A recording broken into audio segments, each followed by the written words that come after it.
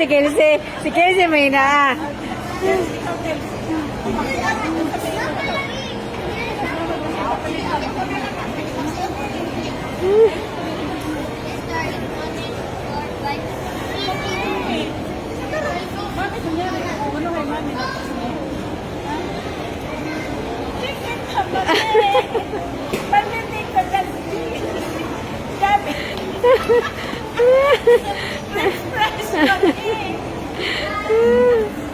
Ang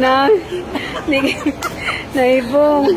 Naibong si Kilse. Lugan na nag-atuan.